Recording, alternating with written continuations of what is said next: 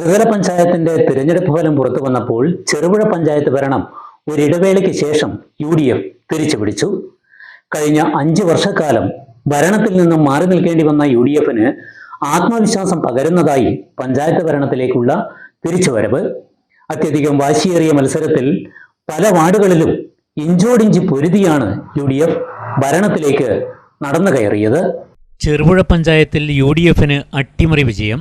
14 സീറ്റുകൾ കരസ്ഥമാക്കി ഭൂരിപക്ഷം നേടി. ത്രിതല പഞ്ചായത്ത് തെരഞ്ഞെടുപ്പിൽ ചെറുപുഴയിൽ UDF ഭരണം തിരിച്ചുപിടിച്ചു.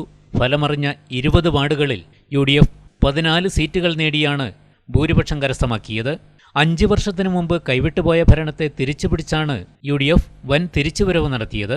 1-ാം വാർഡിൽ കോൺഗ്രസിലെ MJ മാനുവലും 2-ാം വാർഡിൽ ലളിത ബാബുവും 5-ാം വാർഡിൽ ജമീല കോളയത്തും 9-ാം വാർഡിൽ ഷൈമ തച്ചുകുന്നേലും 10-ാം വാർഡിൽ റോഷി ജോസും 13-ൽ പ്രിൻസ് വള്ളക്കടയും 17-ൽ അനീഷ് ആന്റണിയും 18-ാം വാർഡിൽ TP ചന്ദ്രനും വിജയിച്ചു. 3-ാം വാർഡിൽ കോൺഗ്രസിലെ KD പ്രവീണും 19-ാം വാർഡിൽ ലൈസമ്മ തോമസും 20-ാം വാർഡിൽ സതീശൻ കാർത്തികപ്പള്ളിയും 12-ാം വാർഡിൽ ജോളി സണ്ണിപതിയിലുമാണ് വിജയിച്ച UDF സ്ഥാനാർത്ഥികൾ.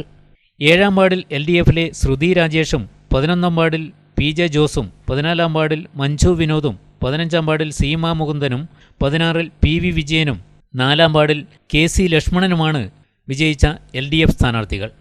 പയ്യന്നൂർ ബ്ലോക്ക് പഞ്ചായത്തിലെ പുളിങ്കോൺ ഡിവിഷനിൽ UDFിലെ ജോമോൾ ടീച്ചറും പാടിയോട്ടുചാൽ ഡിവിഷനിൽ രേഷ്മ V രാജുവും പ്രാപ്പോയിൽ ഡിവിഷനിൽ LDFിലെ KK ജോയിയും വിജയിച്ചു.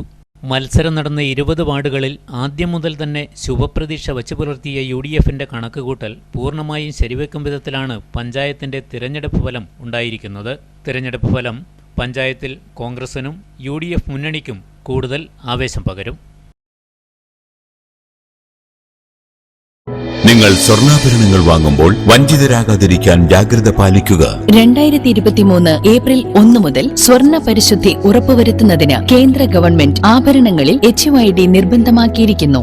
100% ആഭരണങ്ങളും HUID മുദ്ര ചെയ്ത മലയോര മേഖലയിലെ ഒരേയൊരു jewellery Padinjath golden diamonds, Cherupuzha, Alakode, Padiyottuchal, wholesale division, Thrissur.